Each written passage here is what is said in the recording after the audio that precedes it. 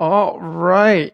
Well, good morning, good afternoon, good evening, I guess, to some of you. I am honestly so excited to talk with some of my not only like favorite people, but also some of the cooler contributors to the things that we're seeing in AI right now. And so I'm so appreciative. Harnham is so appreciative. Hopefully, you have people who are listening in who are so appreciative from respective companies, all of that good stuff. But I wanted to bring you guys together today to talk about the state and future of AI, right? We see it all the time. We hear about it all the time. You guys work in it all the time as well. And so I'm going to keep my intro really short and sweet, hopefully, and then get on to you. As to be honest, you guys are going to be doing the bulk of the chatting today because the way I see it is I have a little bit less to offer this conversation as people who are just hiring people in this space when you are the ones who are the huge contributors. So I really do appreciate you guys joining. My name is Sam. I work here at Harnham. Harnham is the global leader in data and analytics and AI recruitment, working across North America as well as through areas of Europe as well. And so my job here is specifically placing talent within the kind of more machine learning and AI space. And I've had the good grace, I don't know the word to use, but I've had the luck to get to work with each of you guys on a different level over the last handful of years.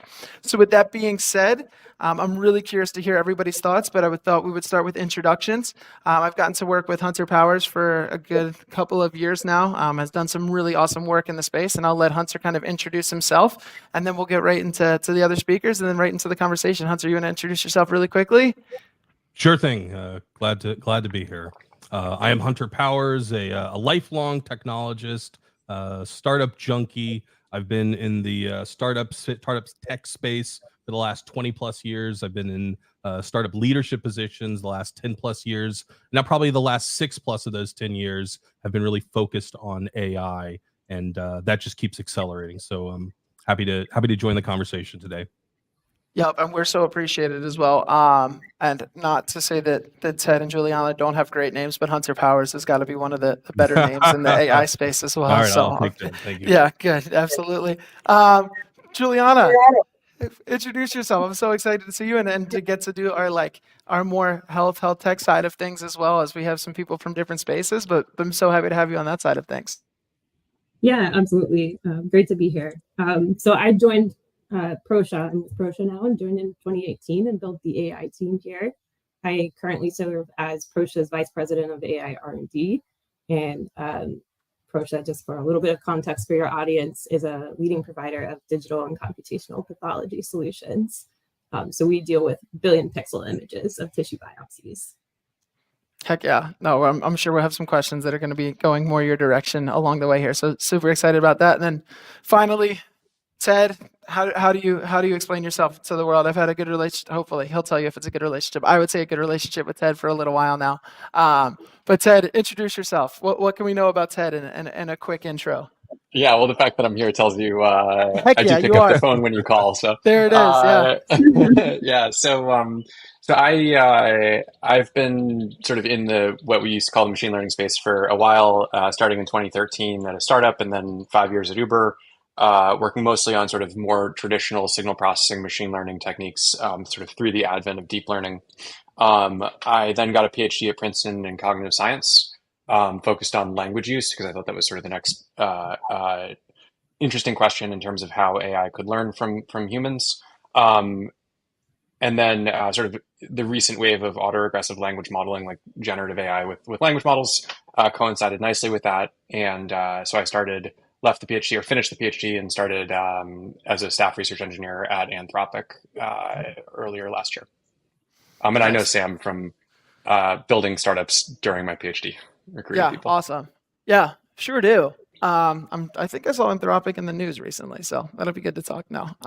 So I'm sure we'll have some things to talk about with you as well. So I do want to kind of just to take you through how the conversation is going to go a little bit. We're going to kind of start about a lot more of trends and things that we're seeing and kind of picking everybody's brain here on trends, and then more move into kind of safe use cases, how it's going to affect the larger kind of AI climate. And then finally, for people looking to get more involved, and that's how we're going to round it out.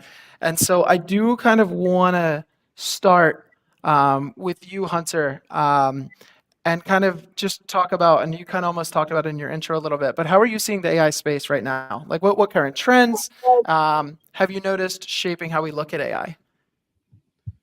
Yeah. I mean, well, I think the first thing is probably just, explosive growth, that hockey stick growth that companies like to talk about is happening right now. And what does that mean? Is it just everything's constantly changing?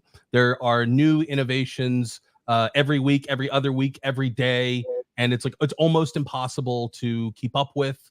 And these are new capabilities that we are now on the sort of precipice of applying AI to, or somewhere between the precipice and actually applying it. This, I guess, latest renaissance of AI seems to be spawned of the large language model, or generative AI. That's the thing that's driving the most of it. Of course, that has a basis in transformers, and that goes all the way back to the 70s when AI first started, and then we got giant compute that came down and started allowing us to do more and more things. But this latest, I don't know, well, I'll stick with the Renaissance term. Seems to be spawned by the beginnings.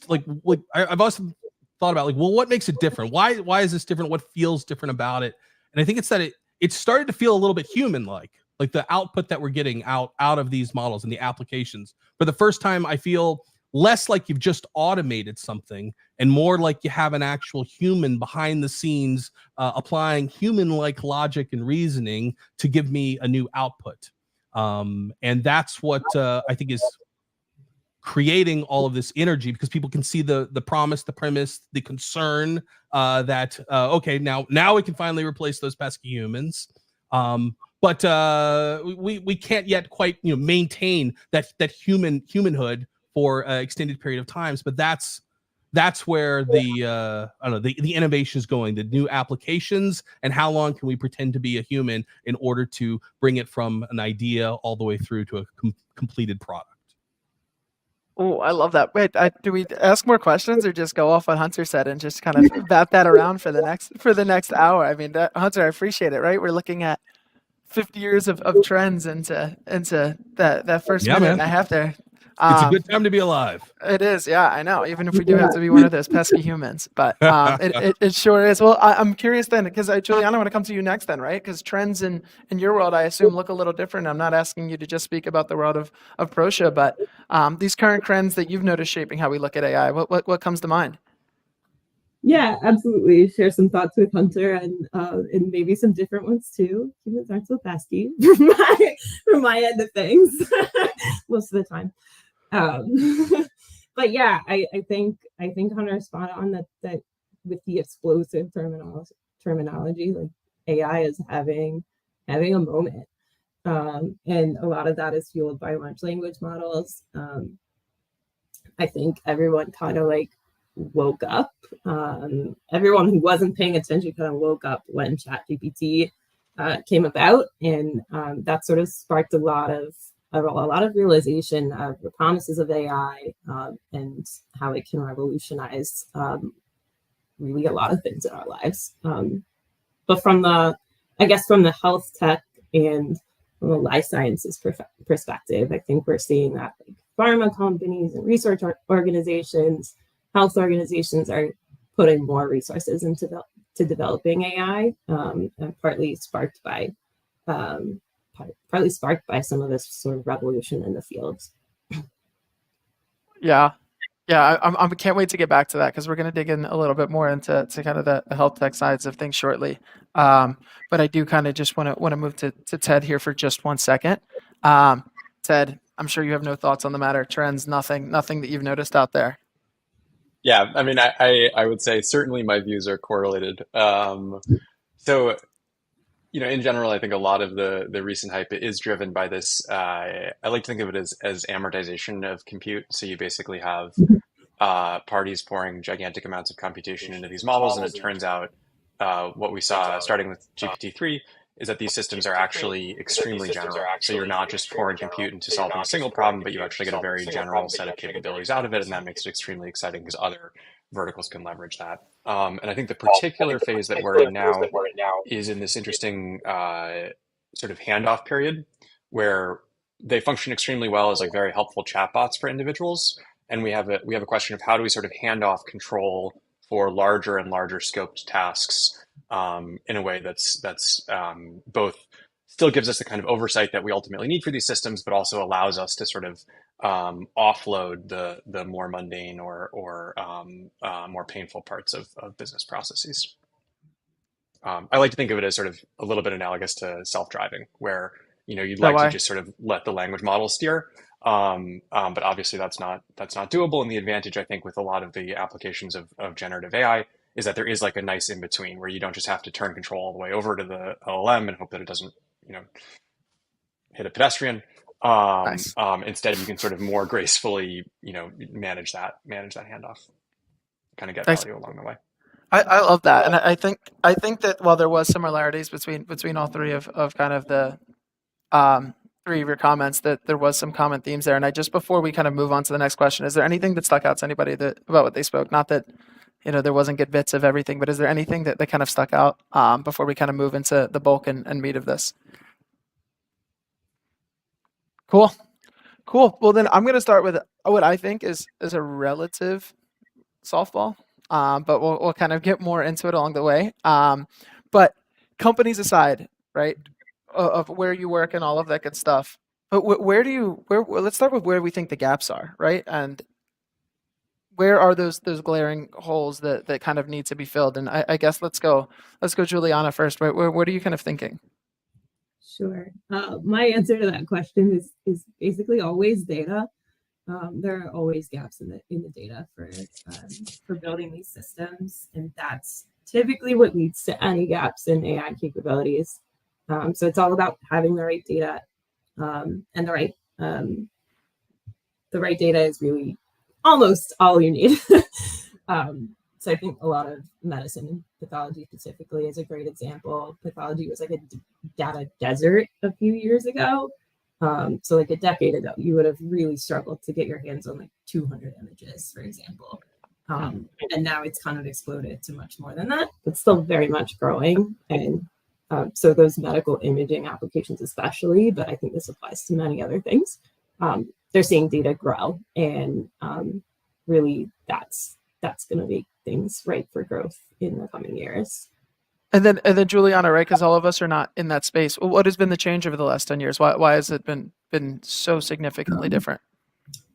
I think there are multiple. One for pathology specifically is that these were glass slides a few years ago, like literally a tissue specimen sitting on a glass slide that you look at under a microscope, and the digitization process is just now starting in earnest.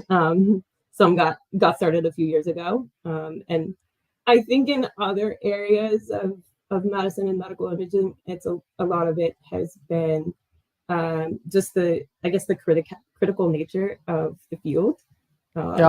It's been a little bit difficult to get going, I think, because of that. And I would say also that medical imaging is sort of lagging behind things like natural language, for example, because the nature of the data is so different. And I think it'll catch up, but we've seen that trend for I think a few years now, at least, if not longer. That vision applications sort of are following in the footsteps of the natural language. Yeah, and I'm sure it's integrated as well, right? I'm sure that there's so many areas of language that kind of do integrate as well, and kind of to keep my thoughts out of it, because again, I'm speaking to the people who know more than myself. But let's go to Ted here for just a second. Ted, when we think about these gaps, where do you kind of see them as well? I know we're working in the cutting edge on your side, not that the rest of you are not, but kind of on these newer models. Like, where are we actually seeing these gaps go? Yeah, I mean, personally, so I think I guess I view it from a lens of like which gaps are the most fruitful, as in which are the ones that we should be actively pursuing given what we know today.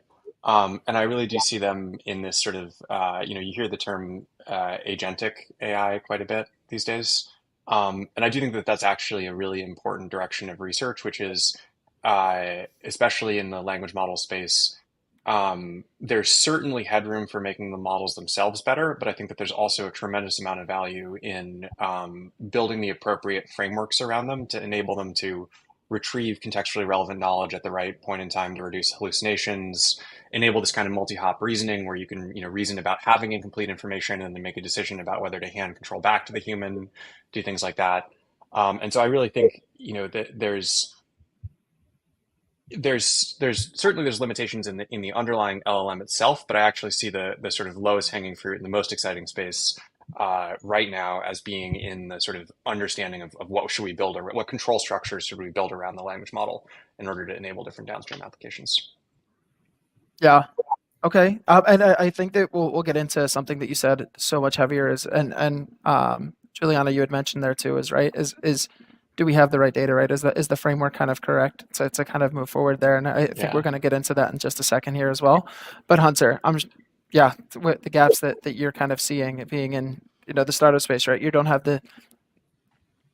historically don't have the same capabilities, right? And the resources at times, right? To some of the large organizations. Sometimes you do.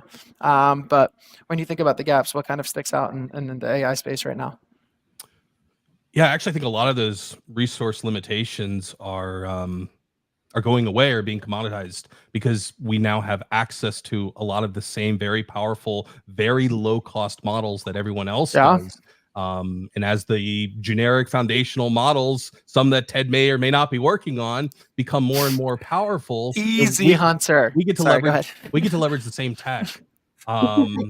But as far as the gaps, I certainly echo Juliana. Like, the reason we have gaps is because we don't have training data, and Ted's notion that there's this gap between today as an assistant and tomorrow as an agent. Today as someone who's helping me or something that's helping me, and tomorrow as something that I can just turn a task over and say, you take care of this, and I trust you that this job will be performed really, really well.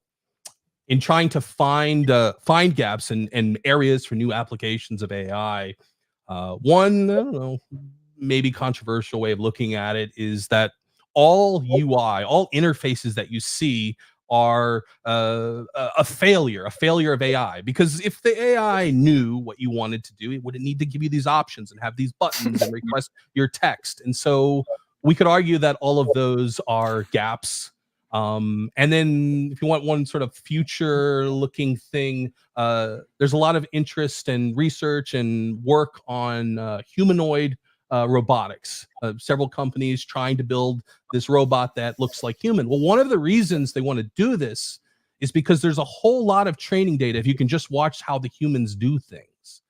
Because we don't have the data. And as soon as we have a robot that can act like a human, I can record all of you pesky humans and generate mountains and mountains of training data so that we can unlock these future capabilities. Hunter, I like you. You stress me out a little bit sometimes. No,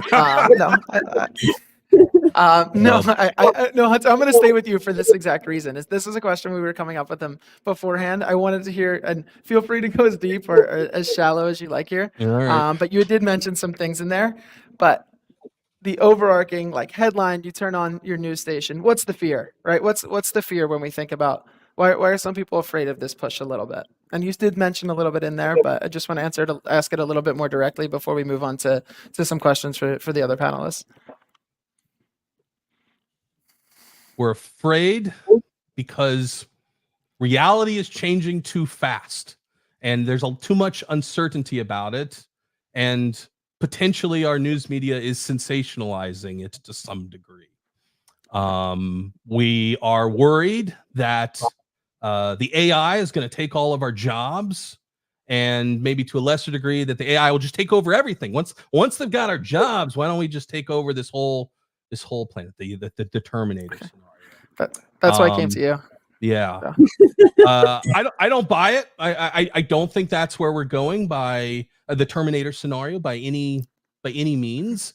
I think we're currently in a phase of, wildly multiplying our own productivity.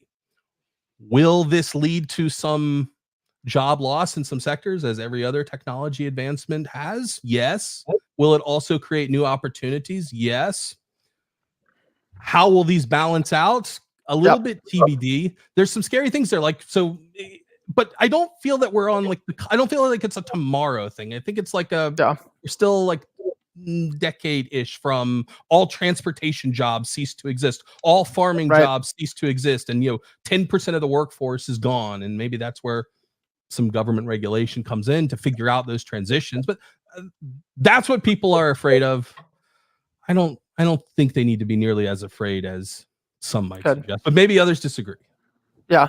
Well, I appreciate that input, and I was kind of looking to you to kind of answer that, but I do want to kind of just move to Ted for a second here, because Ted, the capacity that we've had the chance to work with is I did never had the chance to work with you at Uber, right? But extremely large and data rich organization, I would say, right from the outside, and then some smaller orgs, certainly data rich as well.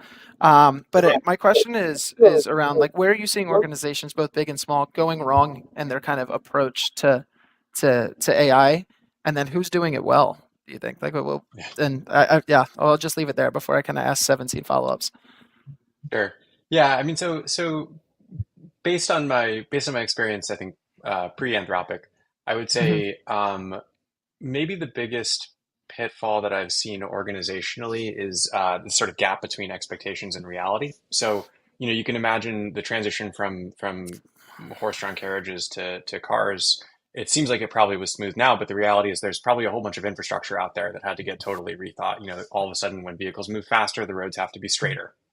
And so, it's not like you can, even if they were selling internal combustion engines, you wouldn't unlock all the value that we get out of cars today if you were trying to drive it around in an environment where there was, traffic moving at the speed of horse-drawn carriages. And so I think part of the reason that there's been this sort of explosion of hype that everyone's talking about is because it's actually very easy to get a very impressive prototype going with a lot of these systems, because they do have a lot of baked in knowledge and all of that.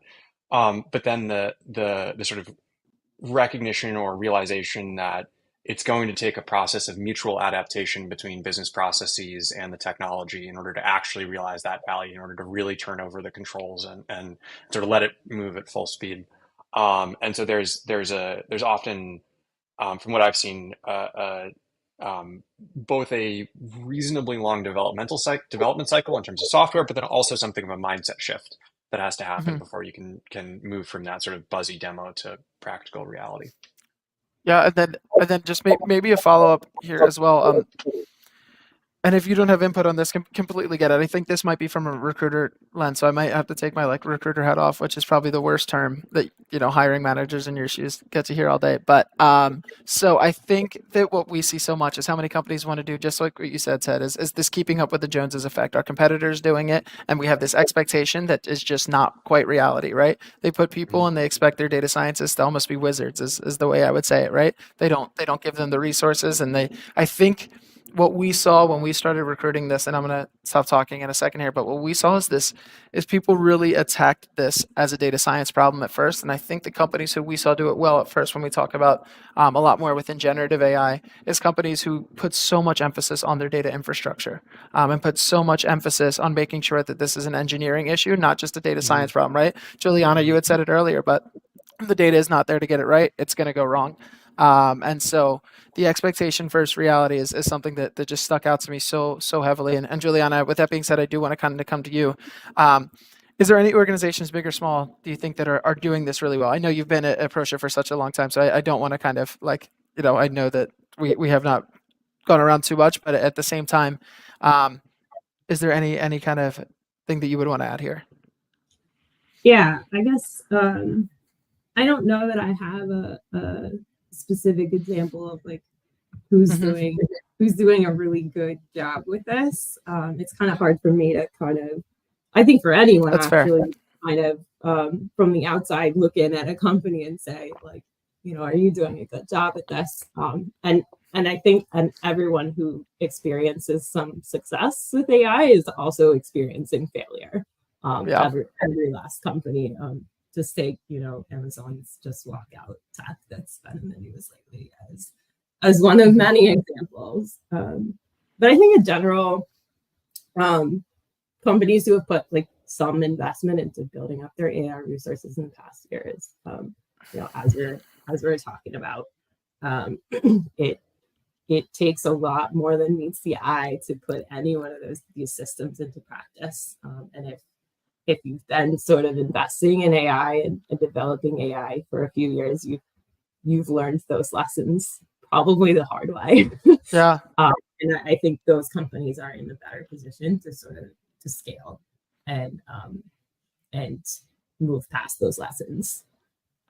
Juliana, just one quick follow up. When you said put, I think you said money, or I forget the word used, into their AI resources. You say AI resources like in an internal like state. When we talk about a company, what are you kind of thinking of? What comes to mind when you say AI resources? Yeah, that's kind of an all-inclusive term, right? Yeah. It's the data, which is not a binary, by the way. Mhm. Like data can be very, very good in the same quantity as very, very bad data. And it's not at all a binary. But it's the data, it's the infrastructure, it's the pipelines to put everything together. It's the machines that you're working on or the cloud that you're working with. It's the people who are working on these Yeah. things, and really the rest of the company around it too. It's the data science department or whatever it is at any organization can't do this all alone. So yeah, it's everything. I love that, right? And when we kind of think of AI as kind of tangential to what the actual business is doing, that's where, at least from my side, we've seen companies haven't done it as well, right? If you're looking for that immediate ROI and they're not ready to go through those failures, we've kind of seen them kind of drop off as well, right? Being on our side. So I do want to kind of come to Hunter here just for a quick one. Is when companies are doing it well, let me shift my question around. Why do you think that they are doing it well? And it might have been already answered a little bit, but Hunter, the companies who have a successful AI group or are getting the right kind of product out of it, why do you think that is? So first, I think there's a point that the AI really should be spread throughout the entire company. And I think the companies that we can narrow in on engineering in a second. The companies that are doing well are the companies that have policies that enable all employees to be leveraging, we'll just use the term AI, that they're actively encouraging it, opposed to, I see a lot of very prohibitive policies. You can't do this, you can't do that. Don't put anything into here. Oh, you're not allowed to use this, you're not allowed to use that.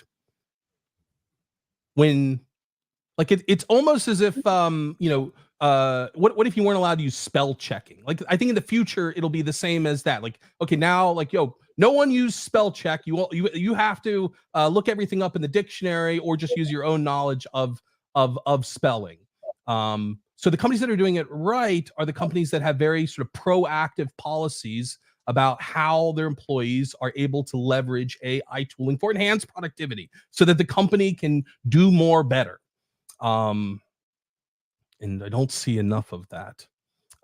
For the engineering organizations, I think it's the companies that are adopting so we talked about the explosive growth. Things are changing constantly. The more model agnostic architectures where they're able to swap models in and out as things are rapidly changing, and they're constantly thinking about multimodal.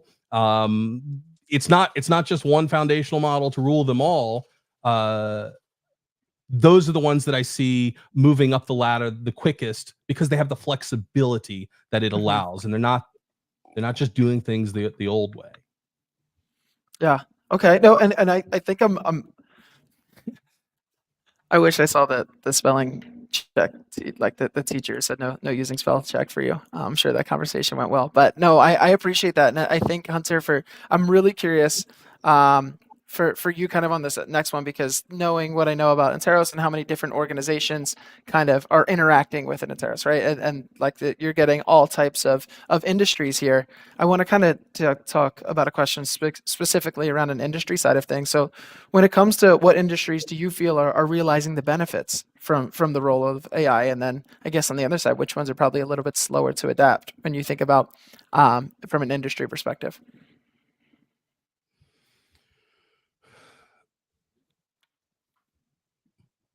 So obviously, first, technology companies in the AI space, like an Anthropic, are leveraging this moment to incredible return. We could look at where where companies are laying off employees because they're suggesting that they can be replaced by AI, or they are being replaced by AI. Although I'll also note I have a degree of skepticism around those statements, and I wonder to what degree it's just the current economic conditions and a convenient excuse and a plan for the future that, all right, well, we'll figure out a way of augmenting these others with AI in the future.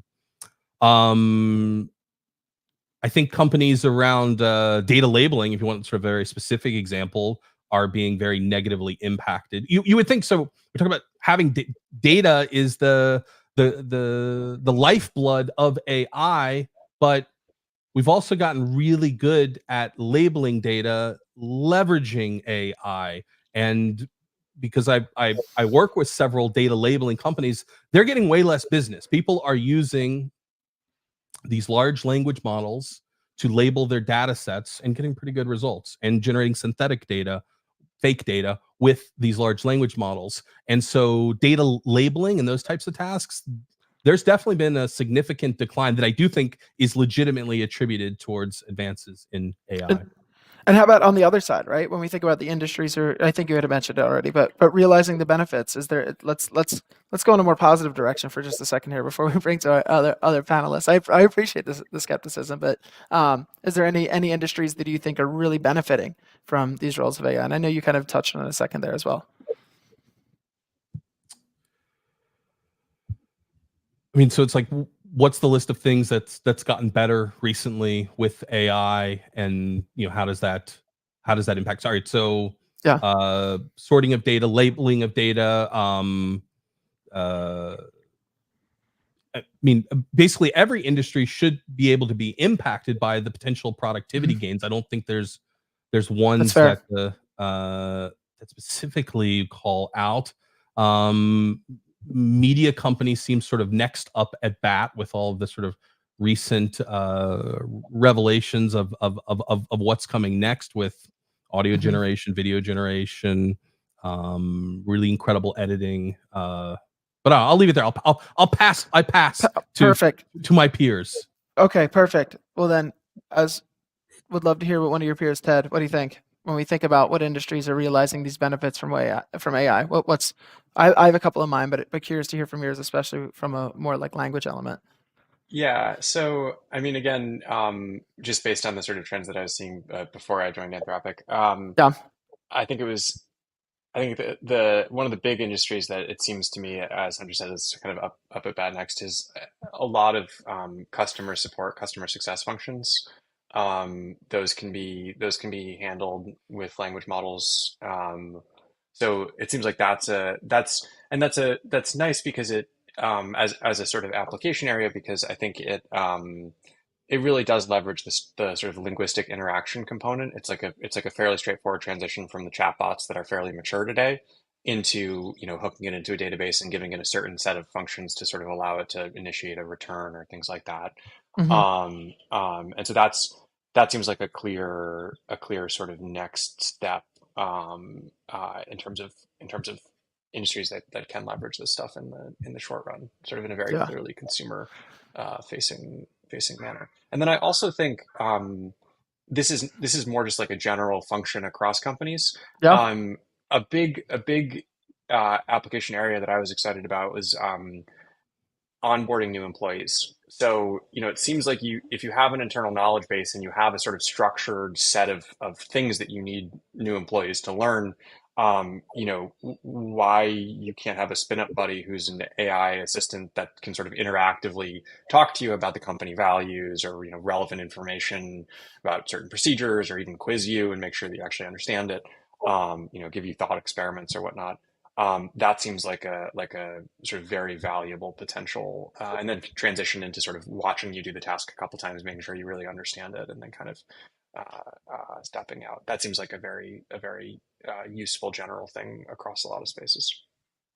I love that example. Can I ask Ted a question? Yeah. I'm curious on the customer support example. Yeah. Customer support is kind of like, I don't know, an awful hellhole if you ask me. And so in terms of end UX. Yeah, and like what it feels like today talking to these chatbots. And so certainly with retrieval, augmented generation, we can generate better answers. But do you feel like we're actually close to feel like I just want to talk to a human? Is it gonna feel like that, or is this gonna be slightly better? Not I mean, what I I was think actually you looking earlier for. were saying that like one of the cool things about these systems is it feels like talking to a human, right? For a little bit. Just yeah. So one thing to think I about thought humans were pesky, but you want to talk to them? Guys, should I leave? at times I want to talk. Maybe we should get Claude in here to like Yeah. tell us. Yeah, so I mean, look, don't get me wrong. I think you're right that there's a lot of like scorched earth in terms of like customer expectations around what that little dialogue box in the corner really means on a website. They're terrible frequently, but truthfully, I'm going to take some shots here. Like, I've had an Alexa and I've had a Google Home and I've like had Siri on my phone for a really long time, and I do not use any of them, right? So the fact that there was a failed linguistic interface there before, I think doesn't mean that can't or shouldn't be revisited. It might, you might have some people who will never click that little chatbot thing. But I do, I guess maybe to answer your question, I do believe that the fundamental technology exists to deliver a really delightful end user experience without engaging a human for the vast majority of standard customer support interactions, which are currently handled in a more painful offline way, either with some dialogue tree in a chatbot or, through a more painful chat interface that's high latency with a real human. I'll look forward to it. Yeah, that's just my guess. Well, I mean, other smart people are working on it, not me. Thank you, Ted. They're perfect. Well then, if Ted's not working on it, we should not. No, no, I'm good on there. But I do want to kind of get into, because I know that this is some people's kind of specialty within this call as well, around like safety and making sure that things are working the right way. And so, Julian, I would love to kind of start with you here. And it's the word guarantee is kind of a unique one in here, but it says guarantee, but how can we kind of guarantee the safety and security of AI systems, right? Especially as they become a lot more autonomous, right? And so you can choose to switch out guarantee if you'd like, but when we think about that question, what kind of comes to mind here? Yeah, I'm not sure I'll play with the word guarantee. Okay. But yeah, I think for critical tasks like ones in the healthcare and biotech space, I don't think we're typically we're not typically talking about AI systems being autonomous or making decisions on their own. We're typically talking about systems that have a human in the loop somewhere. And I think even for the vast majority of other use cases, that's what we're talking about too.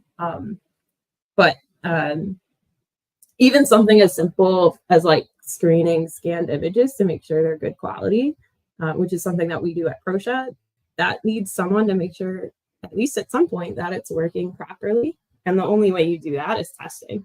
So like, it's the same way that I know my toddler can go down the stairs safely, like without holding my hand. I've spotted her, supervised her doing it hundreds of times, and she's been safe. Like I've tested her, right? And that is the only way that we know that AI is doing what it's supposed to do too.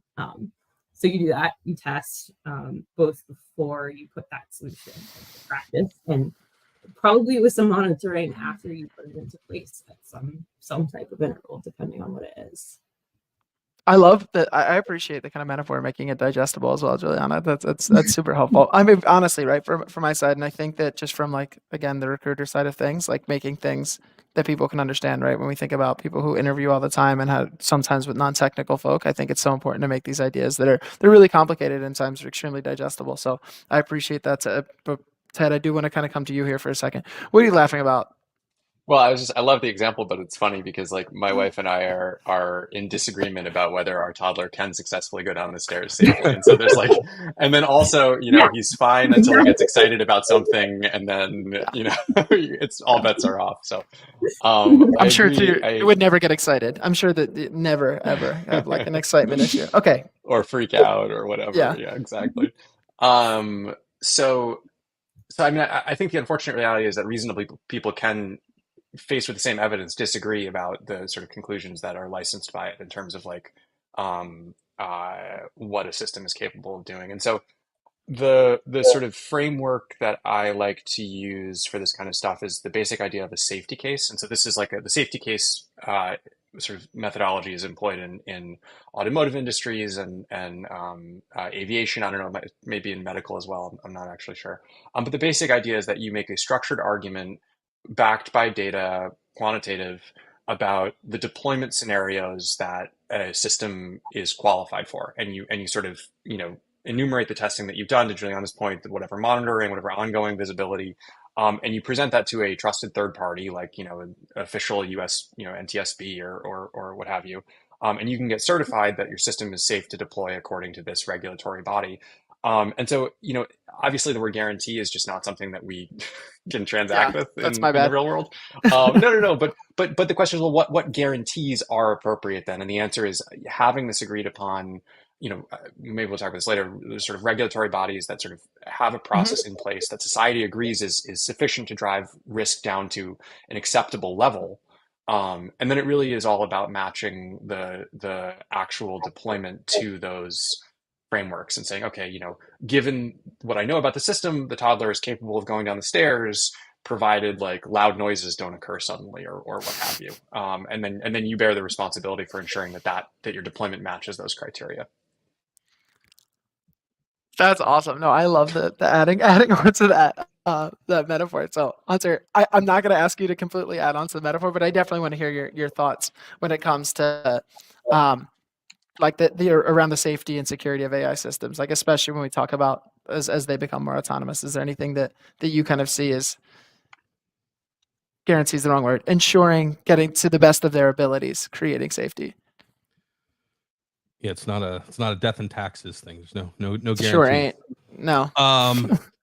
Yeah, we set up guardrails. I mean, I think that's what everyone else is talking about. Yep. And I think that the way that we build guardrails will continue to evolve, and we'll continue to leverage more things like large language models to be separate guardrail systems to take a look at the output and make sure that things make sense before they go through. But yeah, we'll inevitably, they call them jailbreaks. We'll inevitably figure out ways to get output that we shouldn't get out, and we'll continue to hallucinate, and we'll continue to mess things up.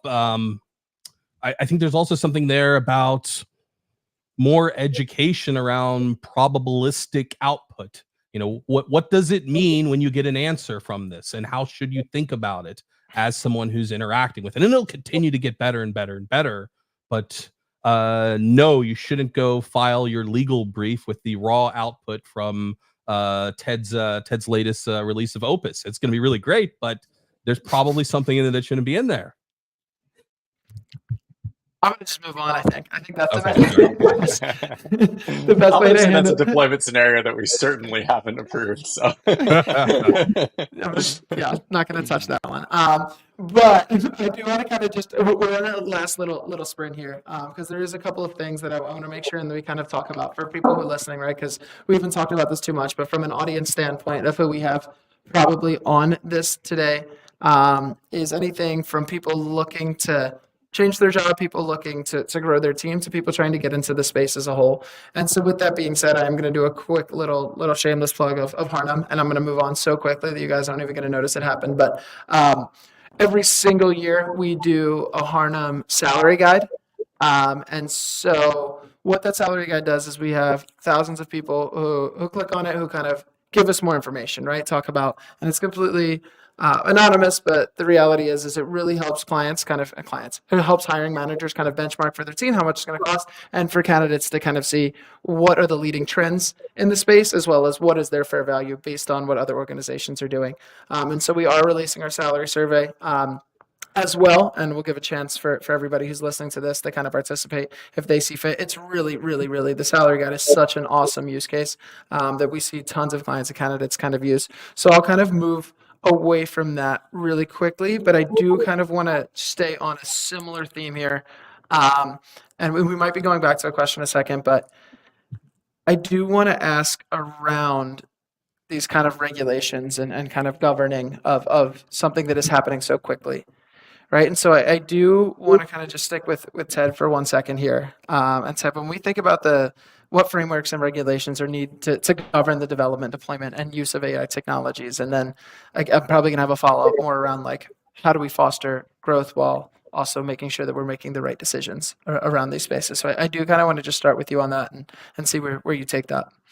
Yeah, sure. I mean, well, first of all, let me say I think one of the most important things is I'm not actually a good person to ask because I'm working Awesome. on the technology. I really think Yeah. like, it's ultimately a societal level question of like what role should these systems play and how should we even conceptualize them?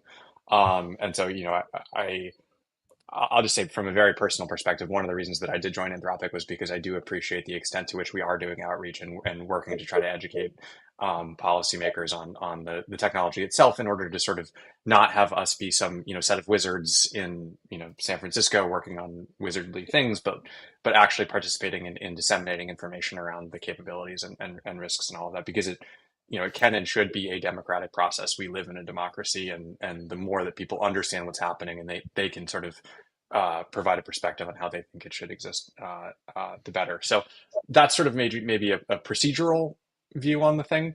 In terms of the like functional structure or like how to actually go about regulating AI, I do think that you want to put careful criteria around who bears responsibility for deployments and what sort of acceptable risks are and all of that.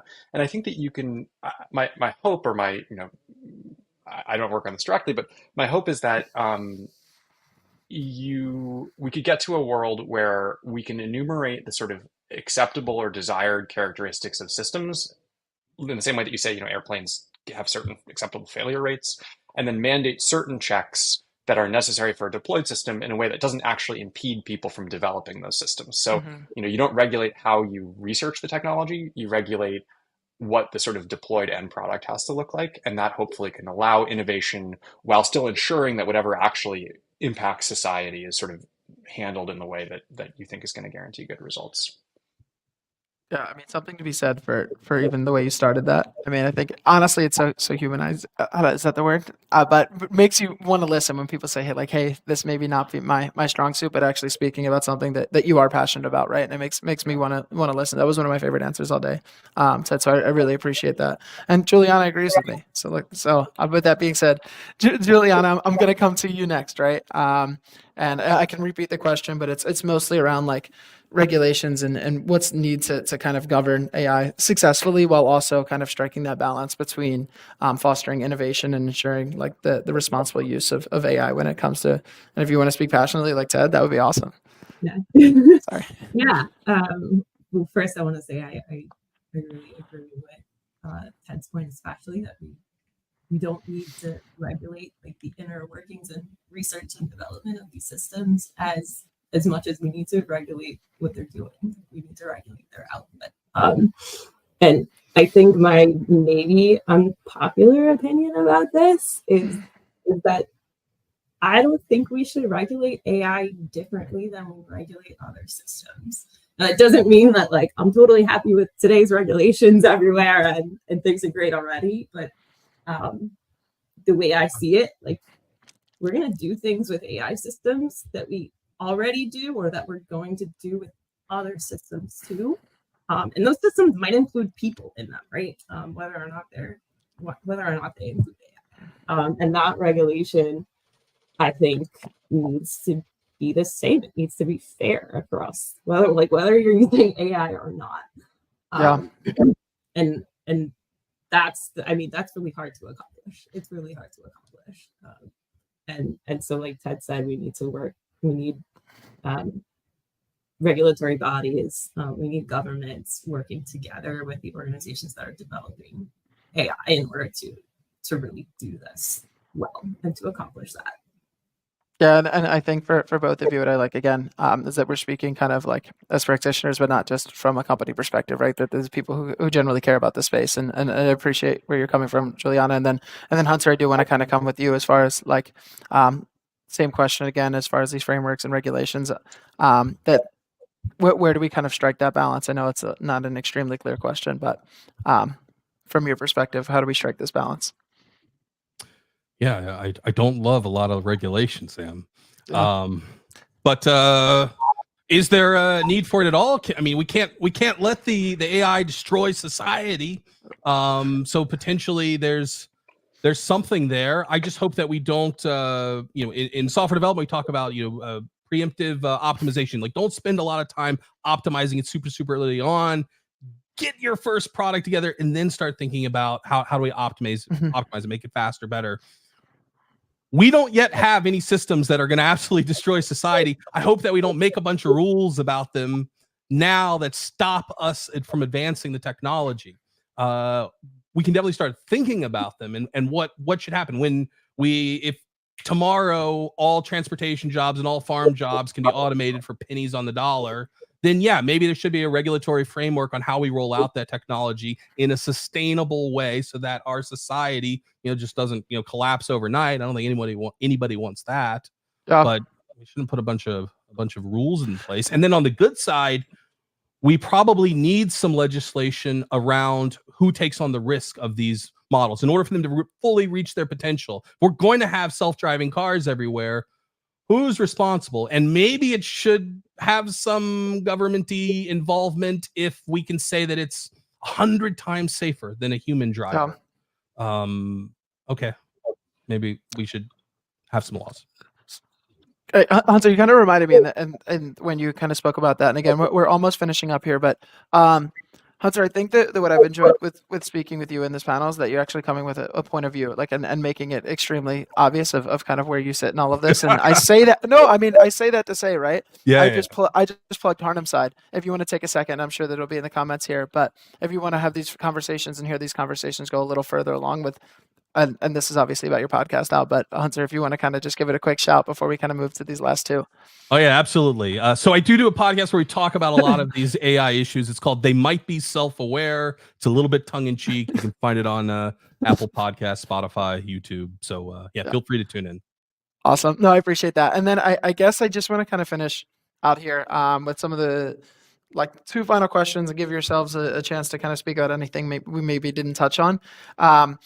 But Hunter, I guess we'll stay with you for a second. Simple, but I think pretty whole question here. Is there anything AI can't do that you would like to see made possible in the we'll start with near future. In the near future. You can expand it further if you want, but yeah. What I really want is an incredible AI assistant for all of these video conferencing calls. First, I want a photorealistic avatar representation of me, so I don't have to actually be on video. I can just talk. But you think Damn it, Hunter. Yeah. Number one. Number two, whenever I get asked a question, pop up the likely answers for me. And number three, suggest questions that I should ask to keep going. This is all possible with today's technology. Someone just needs to glue it together, and then they can sell it to me. I'll be your first customer. I love that. I love that. Juliana? I like that. Hunter answered from a personal perspective. That's what we're here for. I didn't think about it that way. But that's awesome. I guess from my perspective, I don't know about something that I can't do, but something I'm excited to see going forward is having AI design drugs actually make it to patients. I know there's been a lot of work in that area recently and some excellent progress in sort of identifying drug targets and developing and identifying compounds to treat diseases using AI, and that's making things go a lot faster. That should bring treatments to patients a lot faster and maybe for rarer diseases than were typically cost effective before. So that's something cool. I saw a recent series for Data IQ on that, and that's something cool to check out if you're interested. I love that. And I think that the cool thing about this question is I did so my parents have no idea what I do, and Ted, we're going to get to in 1 second. But my parents have no idea. They don't get this job at all, and that's fine. And so I think whenever I bring up my job at home, which is it probably says more about my father and my family than me. He says, when can you get someone in there who can help me handicap a horse race, which is probably the worst use of this at all, and probably something that my boss and managers don't want to hear. But until that happens, I don't think that he's going to learn what I do, but I still love him. Ted, in the worst transition ever. Anything that AI can't do that you would like to see possible in the near future? Yeah, better than Lou Agre's response. I mean, hopefully it's much better than Lou Agre's, but yeah, go ahead. So, I mean, Hunter, I thought yours was kind of funny because one of the things that I care, or that I think would be super interesting, both personally and professionally, is around sort of understanding how AI thinks. And the general field of model interpretability is super concerned with that. So, in my PhD, I was sort of hanging out with one of my friends in neuroscience, and we were talking about we really want to understand language in the brain, but obviously the brain is sort of logistically challenging to study because people don't like it when you put little sharp things in it and record Makes electrical sense. signals. So you wind up with a lot of really noisy fMRI data, and it's sort of very difficult to disentangle and everything. And so I was like, hey man, like this thing BERT just came out. Like, could we do something cool with that? And basically what it turned out was people had done all of this interpretability work on BERT, which is this nice model system. You can put a bunch of input through it. You can study exactly sort of what activation patterns fire. And so it became this like little unit of study in and of itself. And we were able to take some of the tools that people used on BERT and say, okay, let's look at fMRI data and actually link components of the transformer model to certain brain regions in just like a very fun, cool way. And so I do think that as our science of interpretability in transformers gets better, we'll get a lot of interesting results around, you'll get better sort of knowledge citation. It should be able to explain, the model itself should be able to introspect and tell you why it produced a certain input in a causal manner. I mean, these are causal models. And so really understanding how we want to represent that internal feature space back to people in a way that allows them to introspect and gain this sort of more intuitive understanding, I think personally is both super cool because I care about language use as a cognitive scientist. And these are a fantastic example of that you can study in silica. But also because it would have all sorts of downstream ramifications for trusting the model and things like that. Yeah. I love that. I love that. So I do just want to. Oh, we're almost there. And I know we're kind of closing out on time. Is there anything that people maybe want to clear up? Anything that they want to get across while you do still have the floor for just a couple minutes? That isn't really a question, but is there anything that maybe didn't come out of this conversation that you just want to get across? Maybe it's about your organization, but just want to open the floor to anybody if they have any kind of final thoughts here before I let you guys go. I would just convert. I would suggest that everyone get out there and play. Start playing with the tech. Like if you're not, it's so much cool, and the barrier to entry has gotten so low. Like everyone can do it and start, and then when you get it far enough, then spend some time to try to figure out how it's actually working. But just start playing. Yeah. Hunter, go ahead, Juliana. Sorry, I'd rather hear from you. Yeah, I don't want to do that. Yeah, I think absolutely that's a great thing to do. It's going to keep people getting easier and easier for people to play. Like the barrier to entry, as you said, is getting lower and lower. But don't wait. Get started. I agree. And I would also say it's worth just taking swings at trying to do things that you think maybe it couldn't. Like I was playing with the prototype version of Opus at one point, like Claude 3 Opus is our latest, biggest model. And I was sort of just playing with it and I took a photo. I'm into Ikebana, which is Japanese flower arrangement. So I took a picture of my Ikebana composition and I was like, hey, can you critique this? And it produced like a technically accurate critique of things that I had gotten wrong because I didn't have the right equipment. It's just like, I completely was not expecting that to work. And so I would say it's worth just trying stuff. Honestly, it's hard to predict what these things can do well. I love that. And it brings me to my complete last question here. And you did already answer it. So Hunter, I appreciate you getting ahead of it and kind of the perfect segue. But for people listening, what should people do if they want to get into the AI space? And, I want to kind of just leave it completely there. I know you did just mention it a little bit, but if people are trying to get involved from a degree background to a company, whatever it is, any advice that you would kind of give people to kind of get further into the space? Hunter, that was to you. Yeah. Sorry. Yeah. Oh, sorry. Yes. Yeah. No, whoever wants to answer. Number one, we'll start playing. Number Start two, playing. if you're targeting a specific company, play with ideas in their space. Like that's the thing that the advice I give to people applying for jobs. Build something that kind of seems like it would belong there. And with AI, you can do it even faster now. And then once you have this stuff and you have something cool, try to spend some time figuring out how does it actually work.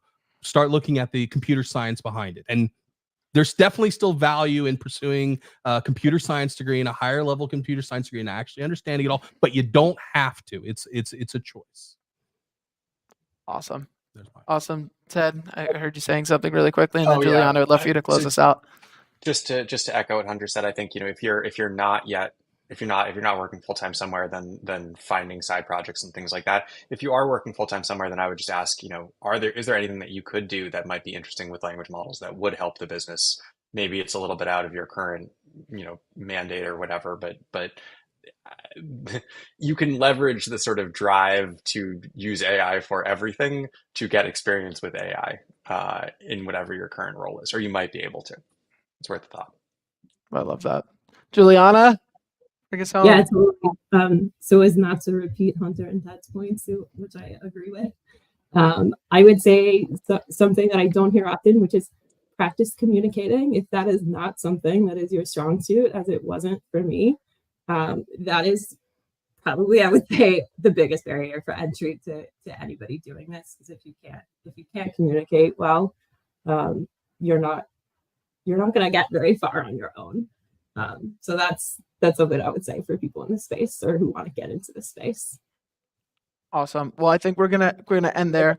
You three are the highest compliment I say I give to my team. You guys three are so badass. I was so appreciative of the fact that you guys joined and were able to really make some cool ideas, as well as communicate with each other and kind of speak passionately and so intelligently about the subject. So I'm so appreciative of you three as well as everybody for tuning in, and can't wait to hopefully do this again. Thank you so much. Thank you. Thank you. Yeah. Thanks, Sam.